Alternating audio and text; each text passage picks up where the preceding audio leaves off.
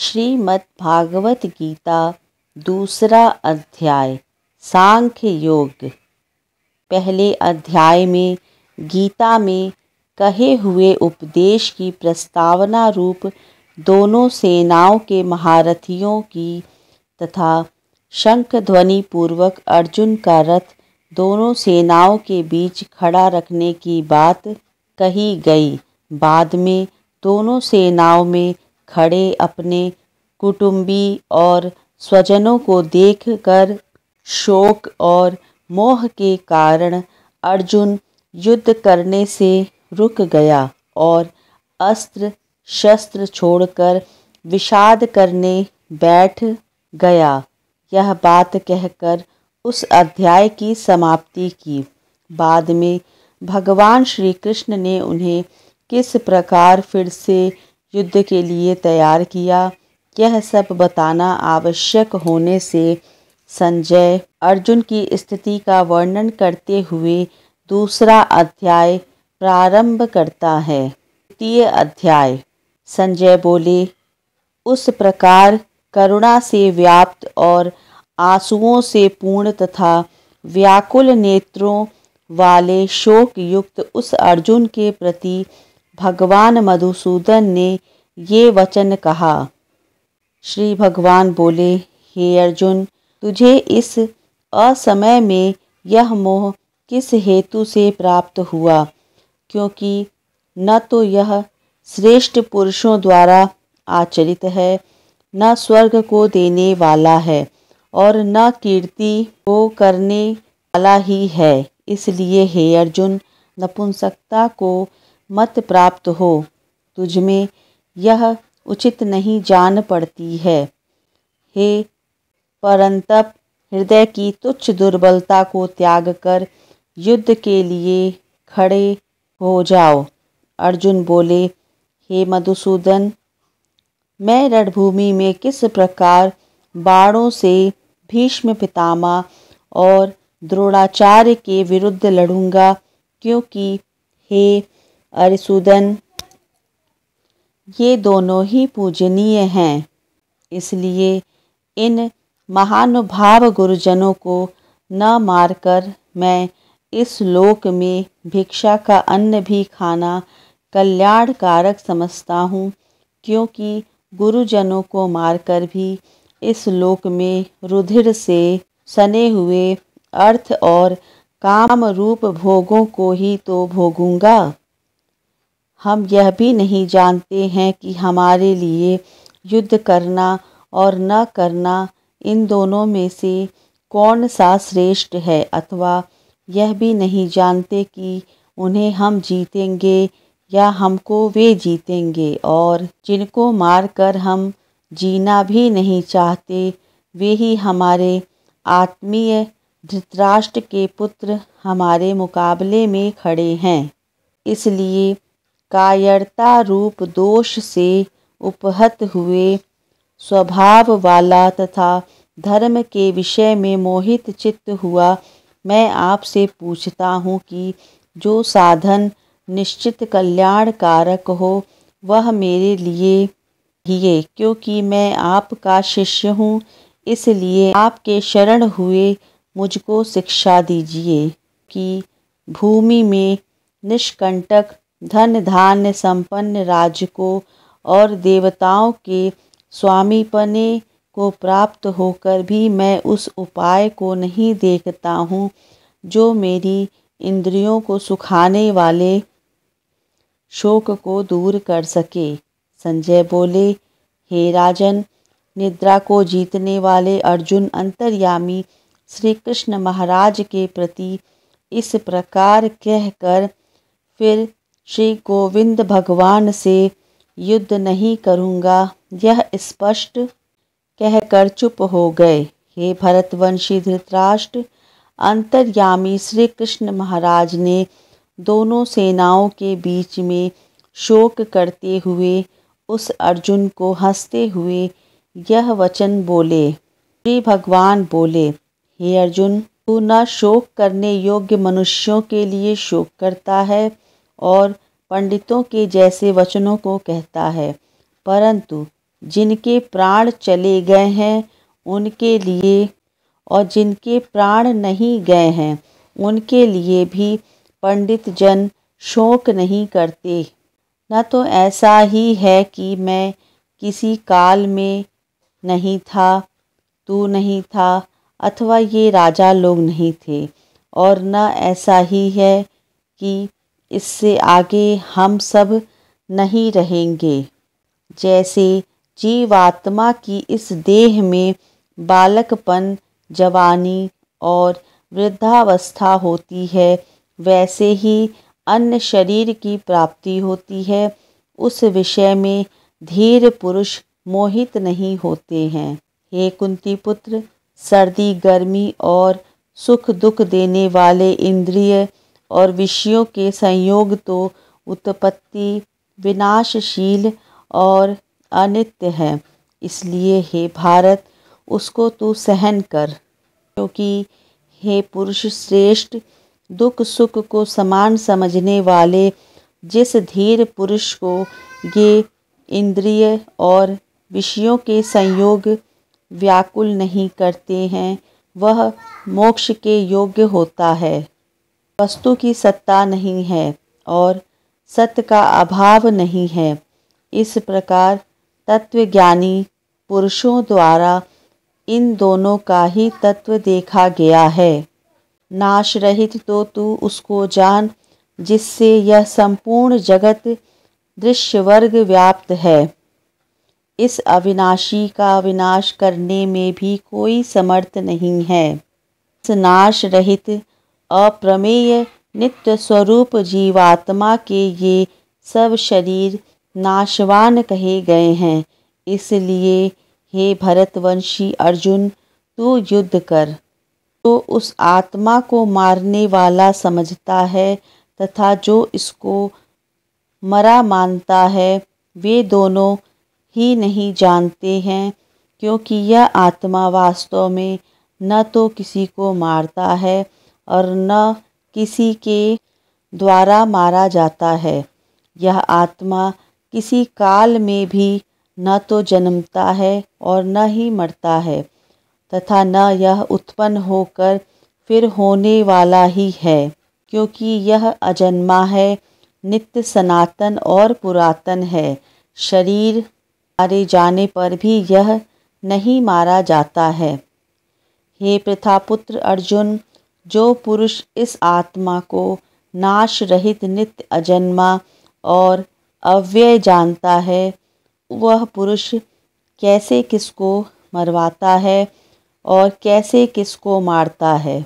ऐसे मनुष्य पुराने वस्त्रों को त्याग कर दूसरे नए वस्त्रों को ग्रहण करता है, वैसे ही जीवात्मा पुराने शरीरों को त्याग कर दूसरे नए शरीरों को प्राप्त होता है। इस आत्मा को शस्त्र काट नहीं सकते हैं, इसको आग जला नहीं सकती, इसको जल गला नहीं सकता और वायु सुखा नहीं सकती, क्योंकि यह आत्मा अछेद है। यह आत्मा आदाहवा है, अक्लेग है और निसंदेह अशोसस्य है, तथा यह आत्मा नित्य सर्वव्यापी अचल स्थिर रहने वाला और सनातन है। आत्मा अव्यक्त है, यह आत्मा अचिंत्य है और यह आत्मा विकार रहित कहा जाता है। इससे हे अर्जुन, इस आत्मा को उपयुक्त प्रकार से जानकर तू शोक करने के योग्य नहीं है, अर्थात तुझे शोक करना उचित नहीं है। किंतु यदि तू इस आत्मा को सदा जन्मने वाला तथा सदा मरने वाला मानता है, तो भी हे महाबाहो, तू इस प्रकार शोक करने को योग्य नहीं है, क्योंकि इस मान्यता के अनुसार जन्मे हुए की मृत्यु निश्चित है और मरे हुए का जन्म निश्चित है। इससे भी इस बिना उपाय वाले विषम में तू शोक करने के योग्य नहीं है। हे अर्जुन, संपूर्ण प्राणी जन्म से पहले प्रकट थे और मरने के बाद भी अप्रकट हो जाने वाले हैं, केवल बीच में ही प्रकट है। फिर ऐसी स्थिति में क्या शोक करना है? कोई एक महापुरुष ही इस आत्मा को आश्चर्य की भांति देखता है और वैसे ही दूसरा कोई महापुरुष ही इसके तत्व का आश्चर्य की भांति वर्णन करता है तथा दूसरा कोई अधिकारी पुरुष ही इसे आश्चर्य की भांति सुनता है और कोई कोई तो सुनकर भी इसको नहीं जानता है।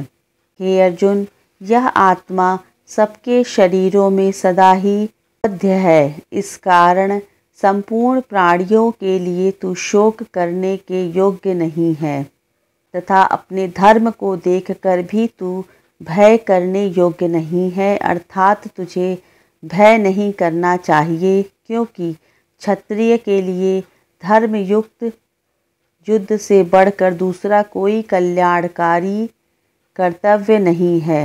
हे पार्थ, अपने आप प्राप्त हुए और खुले हुए स्वर्ग के द्वार रूप इस प्रकार के युद्ध को भाग्यवान क्षत्रिय लोग ही पाते हैं।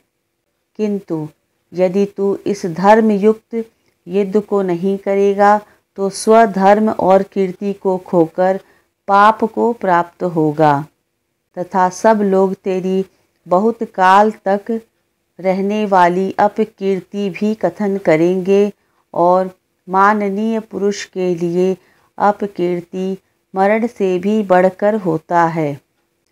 और जिनकी दृष्टि में तू पहले बहुत सम्मानित होकर अब लघुता को प्राप्त होगा, वे महारथी लोग तुझे भय के कारण युद्ध में हटा हुआ मानेंगे। तेरे वैरी लोग तेरे सामर्थ्य की निंदा करते हुए तुझे बहुत से न कहने योग्य वचन भी कहेंगे। उससे अधिक दुख और क्या होगा? या तो तू युद्ध में मारा जाकर स्वर्ग को प्राप्त होगा अथवा संग्राम में जीतकर पृथ्वी का राज्य भोगेगा। इस कारण हे अर्जुन, तू युद्ध के लिए निश्चित करके खड़ा हो जा। जय पराजय, लाभ हानि और सुख दुख को समान समझकर उसके बाद युद्ध करने के लिए तैयार हो जा। इस प्रकार युद्ध करने से तू पाप को नहीं प्राप्त होगा। पार्थ, यह बुद्धि तेरे लिए ज्ञान योग के विषय में कही गई और अब तू इसको कर्म योग के विषय में सुन। जिस बुद्धि से युक्त हुआ तू कर्मों के बंधन को भली भांति त्याग देगा, अर्थात सर्वथा नष्ट कर डालेगा। इस कर्म योग में आरंभ का अर्थात बीज का नाश नहीं है और उल्टा फल स्वरूप दोष भी नहीं है, बल्कि इस कर्म योग रूप धर्म का थोड़ा सा भी साधन जन्म मृत्यु रूप महान भय से रक्षा कर लेता है। हे अर्जुन, इस कर्म योग में निश्चयात्मिकता बुद्धि एक ही होती है, किंतु अस्थिर विचार वाले विवेकहीन सकाम मनुष्यों की बुद्धियाँ निश्चित ही बहुत भेदों वाली और अनंत होती हैं। हे अर्जुन, जो भोगों में तन्मय हो रहे हैं, जो कर्म फल के प्रशंसक वेद वाक्यों में ही प्रीति रखते हैं, जिनकी बुद्धि में स्वर्ग ही परम प्राप्य वस्तु है और जो स्वर्ग से बढ़कर दूसरी कोई वस्तु ही नहीं है, ऐसा कहने वाले हैं, वे अविवेकी जन इस प्रकार की जिस पुष्पित अर्थात दिखाऊ शोभा युक्त वाणी को कहा करते हैं कि जो कि जन्म रूप कर्म फल देने वाली और भोग तथा ऐश्वर्य की प्राप्ति के लिए नाना प्रकार की बहुत सी क्रियाओं का वर्णन करने वाली है, उस वाणी द्वारा उनका चित्त हर लिया गया है। जो भोग और ऐश्वर्य में अत्यंत आसक्त हैं, उन पुरुषों की परमात्मा में निश्चयात्मिकता बुद्धि नहीं होती है। हे अर्जुन, वेद उपयुक्त प्रकार से तीनों गुणों के कार्य रूप समस्त भोगों और उनके साधनों का प्रतिपादन करने वाले हैं। इसलिए तू उन भोगों और उनके साधनों में आसक्तिहीन, हर्ष शोकादि द्वंद्वों से रहित, नित्य वस्तु परमात्मा में स्थित, योगक्षेम को न चाहने वाला और स्वाधीन अंतःकरण वाला हो। सब ओर से परिपूर्ण जलाशय के प्राप्त हो जाने पर छोटे जलाशय में मनुष्य का जितना प्रयोजन रहता है, ब्रह्मा को तत्व से जानने वाले ब्राह्मण को समस्त वेदों में उतना ही प्रयोजन रहता है। तेरा कर्म करने में ही अधिकार है, उनके फलों में कभी नहीं है। इसलिए तू कर्मों के फल का हेतु मत हो तथा तेरी कर्म न करने में भी आसक्ति न हो। हे धनंजय, तू आसक्ति को त्याग कर तथा सिद्धि और असिद्धि में समान बुद्धि वाला होकर योग में स्थित हुआ कर्तव्य कर्मों को कर। समत्व भाव ही योग कहलाता है। इस समत्व बुद्धि योग से सकाम कर्म अत्यंत ही निम्न श्रेणी का है। इसलिए हे धनंजय, तू समबुद्धि में ही रक्षा का उपाय ढूंढ, अर्थात बुद्धि योग का ही आश्रय ग्रहण कर कि फल के हेतु बनने वाले अत्यंत दीन हैं। समबुद्धि युक्त पुरुष पुण्य और पाप दोनों इसी लोक में त्याग देता है, अर्थात उनसे मुक्त हो जाता है। इससे तू समत्व रूप योग में लग जा। यह समत्व रूप योग ही कर्मों में चलता है, अर्थात कर्म बंधन से छूटने का उपाय है। क्योंकि समबुद्धि से युक्त ज्ञानी जन कर्मों से उत्पन्न होने वाले फल को त्याग कर जन्म रूप बंधन से मुक्त होकर निर्विकार परम पद को प्राप्त हो जाते हैं। इस काल में तेरी बुद्धि मोह रूप दलदल को भली भांति पार कर जाएगी। उस समय तू सुने हुए और सुनने में आने वाले इस लोक और परलोक संबंधी सभी भोगों से वैराग्य को प्राप्त हो जाएगा। भांति भांति के वचनों को सुनने से विचलित हुई तेरी बुद्धि जब परमात्मा में अचल और स्थिर ठहर जाएगी, तब तू योग को प्राप्त हो जाएगा, अर्थात तेरा परमात्मा से नित्य संयोग हो जाएगा। अर्जुन बोले, हे केशव, समाधि में स्थित परमात्मा को प्राप्त हुए स्थिर बुद्धि पुरुष का क्या लक्षण है? वह स्थिर बुद्धि पुरुष कैसे बोलता है, कैसे बैठता है और कैसे चलता है? भगवान बोले, हे अर्जुन, जिस काल में यह पुरुष मन में स्थित संपूर्ण कामनाओं को भली भांति त्याग देता है और आत्मा से आत्मा में ही संतुष्ट रहता है, उस काल में स्थित प्रज्ञ कहा जाता है। दुखों की प्राप्ति होने पर जिसके मन पर उद्वेग नहीं होता, सुखों की प्राप्ति में जो सर्वदा निष्क्रिय है तथा जिसके राग भय और क्रोध नष्ट हो गए हों, ऐसा मुनि स्थिर बुद्धि कहा जाता है। जो पुरुष सर्वत्र स्नेह रहित हुआ उस शुभ या अशुभ वस्तु को प्राप्त होकर न प्रसन्न होता है और न द्वेष करता है, उसकी बुद्धि स्थिर है। और जैसे कछुआ सब ओर से अपने अंगों को समेट लेता है, वैसे ही जब पुरुष इंद्रियों के विषयों से इंद्रियों के सब प्रकार से हटा लेता है, तब उसकी बुद्धि स्थिर होती है। ऐसा समझना चाहिए। इंद्रियों के द्वारा विषयों को ग्रहण न करने वाले पुरुष के भी केवल विषय तो निवृत्त हो जाते हैं, परंतु उनमें रहने वाली आसक्ति निवृत्त नहीं होती है। इस स्थिति प्रज्ञ पुरुष की आसक्ति भी परमात्मा का साक्षात्कार करके निवृत्त हो जाती है।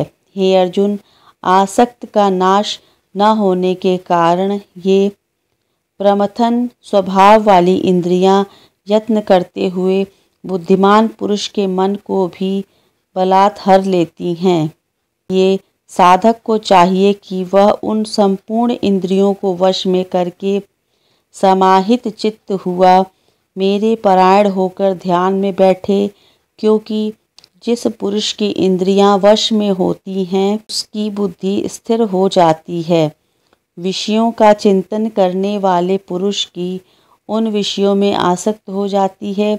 आसक्त से उन विषयों की कामना उत्पन्न होती है और कामना में विघ्न पड़ने से क्रोध उत्पन्न होता है।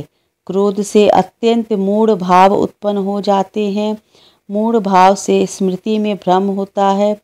स्मृति में भ्रम हो जाने से बुद्धि अर्थात ज्ञान शक्ति का नाश हो जाता है और बुद्धि का नाश हो जाने से यह पुरुष अपनी स्थिति से गिर जाता है। परंतु अपने अधीन किए हुए अंतःकरण वाला साधक अपने वश में की हुई राग द्वेष से रहित इंद्रियों द्वारा विषयों में विचरण करता हुआ अंतःकरण की प्रसन्नता को प्राप्त होता है। अंतःकरण की प्रसन्नता होने पर इसके संपूर्ण दुखों का अभाव हो जाता है और उस प्रसन्न चित्त वाले कर्म योगी की बुद्धि शीघ्र ही सब ओर से हटकर परमात्मा में ही भली भांति स्थिर हो जाती है। जीते हुए मन और इंद्रियों वाले पुरुष में निश्चयात्मिकता बुद्धि नहीं होती। उस अयुक्त मनुष्य के अंतःकरण में भावना भी नहीं होती तथा भावनाहीन मनुष्य को शांति नहीं मिलती और शांति रहित मनुष्य को सुख कैसे मिल सकता है। क्योंकि जैसे जल में चलने वाली नाव को वायु हर लेती है, वैसे ही विषयों में विचरती हुई इंद्रियों में से मन जिस इंद्रिय के साथ रहता है वह एक ही इंद्रिय उस अयुक्त पुरुष की बुद्धि को हर लेती है। इसलिए हे महाबाहो, जिस पुरुष की इंद्रियों के विषय से सब प्रकार निग्रह की हुई हैं उसी की बुद्धि स्थिर है। संपूर्ण प्राणियों के लिए जो रात्रि के समान है उस नित्य ज्ञान स्वरूप परमानंद की प्राप्ति में स्थित प्रज्ञ योगी जागता है और जिन नाशवान सांसारिक सुख की प्राप्ति में सब प्राणी जागते हैं, परमात्मा के तत्व को जानने वाले मुनि के लिए वह रात्रि समान है। जैसे नाना नदियों के जल सब ओर से परिपूर्ण अचल प्रतिष्ठा वाले समुद्र में उसको विचलित न करते हुए ही समा जाते हैं, वैसे ही सब भोग जिस स्थिति प्रज्ञ पुरुष में किसी प्रकार का विकार उत्पन्न किए बिना ही समा जाते हैं, वही पुरुष परम शांति को प्राप्त होता है, भोगों को चाहने वाला नहीं। जो पुरुष संपूर्ण कामनाओं को त्याग कर ममता रहित, अहंकार रहित, स्पृहा रहित और विचारता है, वही शांति को प्राप्त होता है, अर्थात वह शांति को प्राप्त है। अर्जुन, यह ब्रह्मा को प्राप्त हुए पुरुष की स्थिति है। इसको प्राप्त होकर योगी कभी मोहित नहीं होता और अंतकाल में भी इस ब्राह्मी स्थिति में स्थित होकर ब्रह्मानंद को प्राप्त हो जाता है। प्रकार उपनिषद ब्रह्मा विद्या तथा योग शास्त्र रूप श्रीमद् भागवत के श्री कृष्ण अर्जुन संवाद में सांख्य योग नामक द्वितीय अध्याय संपूर्ण हुआ। दूसरे अध्याय का महात्म्य। श्री भगवान कहते हैं, हे लक्ष्मी, प्रथम अध्याय के महात्म्य का उपाख्यान मैंने सुना दिया है। अब अन्य अध्यायों के महात्म्य का श्रवण करो। दक्षिण दिशा में वेद वेदता ब्राह्मणों के पुरंदरपुर नामक नगर में श्रीमान देव शर्मा नामक एक विद्वान ब्राह्मण रहते थे। वे अतिथियों के पूजक, स्वाध्यायशील, वेद शास्त्रों के विशेषज्ञ, यज्ञों का अनुष्ठान करने वाले और तपस्वियों के सदा ही प्रिय थे। उन्होंने उत्तम द्रव्यों के द्वारा अग्नि में हवन करके दीर्घ काल तक देवताओं को तृप्त किया, किंतु उन धर्मात्मा ब्राह्मण को कभी सदा न रहने वाली शांति न मिली। वे परम कल्याणमय तत्व का ज्ञान प्राप्त करने की इच्छा से प्रतिदिन प्रचुर सामग्रियों द्वारा सत्य संकल्प वाले तपस्वियों की सेवा करने लगे। इस प्रकार शुभ आचरण करते हुए उनके समक्ष एक त्यागी महात्मा प्रकट हुए। वे पूर्ण अनुभवी शांत चित्त थे। निरंतर परमात्मा के चिंतन में संलग्न हो वे सदा आनंद विभोर रहते थे। देव शर्मा ने उन नित्य संतुष्ट तपस्वी को शुद्ध भाव से प्रणाम किया और पूछा, महात्मन, मुझे शांतिमयी स्थिति कैसे प्राप्त होगी? तब उन आत्मज्ञानी संत ने देव शर्मा को सौपुर ग्राम को निवासी मित्रवान का, जो बकरियों का चरवाहा था, परिचय दिया और कहा, वही तुम्हें उपदेश देगा। यह सुनकर देव शर्मा ने महात्मा के चरणों की वंदना की और समृद्धशाली सौपुर ग्राम में पहुंचकर उसके उत्तर भाग में एक विशाल वन देखा। उसी वन में नदी के किनारे एक शिला पर मित्रवान बैठा था। उसके नेत्र आनंदातिरेक से निश्चल हो रहे थे। वह अपलक दृष्टि से देख रहा था।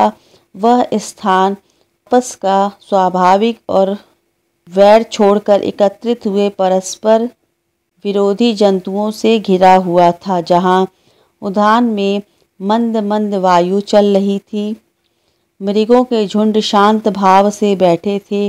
मित्रवान दया से भरी हुई आनंदमयी मनोहरिणी दृष्टि से पृथ्वी पर मानो अमृत छिड़क रहा था। इस रूप में उसे देखकर देव शर्मा का मन प्रसन्न हो गया। वे उत्सुक होकर बड़ी विनय के साथ मित्रवान के पास गए। मित्रवान ने भी अपने मस्तक को किंचित नवाकर देव शर्मा का सत्कार किया। तदंतर विद्वान देव शर्मा अनन्य चित्त से मित्रवान के समीप गए और जब उसके ध्यान का समय समाप्त हो गया, उस समय उन्होंने अपने मन की बात पूछी। महाभाग, मैं आत्मा का ज्ञान प्राप्त करना चाहता हूँ। मेरे इस मनोरथ की पूर्ति के लिए मुझे किसी उपाय का उपदेश दीजिए, जिसके द्वारा सिद्धि प्राप्त हो चुकी हो। देव शर्मा की बात सुनकर मित्रवान ने एक क्षण तक कुछ विचार किया। उसके बाद इस प्रकार कहा, विद्वान, एक समय की बात है, मैं वन के भीतर बकरियों की रक्षा कर रहा था। इतने में ही एक भयंकर व्याघ्र पर मेरी दृष्टि पड़ी, जो मानो सबको ग्रस लेना चाहता था। मैं मृत्यु से डरता था, इसलिए व्याघ्र को आते देख बकरियों के झुंड को आगे करके वहाँ से भाग चला, किंतु एक बकरी तुरंत ही सारा भय छोड़कर नदी के किनारे उस बाघ के पास बेरोक टोक कर चली गई। फिर तो व्याघ्र भी द्वेष छोड़कर चुपचाप खड़ा हो गया। उसे इस अवस्था में देखकर बकरी बोली, व्याघ्र, तुम्हें तो अभिष्ट भोजन प्राप्त हुआ है। मेरे शरीर से मांस निकालकर प्रेम पूर्वक खाओ ना। तुम इतनी देर से खड़े क्यों हो? तुम्हारे मन में मुझे खाने का विचार क्यों नहीं हो रहा है? व्याघ्र बोला, बकरी, इस स्थान पर आते ही मेरे मन से द्वेष का भाव निकल गया, भूख प्यास मिट गई, इसलिए पास आने पर भी अब मैं तुझे खाना नहीं चाहता हूँ। व्याघ्र के यूँ कहने पर बकरी बोली, न जाने मैं कैसे निर्भय हो गई। इसका क्या कारण हो सकता है? यदि तुम जानते हो तो बतलाओ। यह सुनकर व्याघ्र ने कहा कि मैं भी नहीं जानता। चलो सामने खड़े हुए उस महापुरुष से पूछें।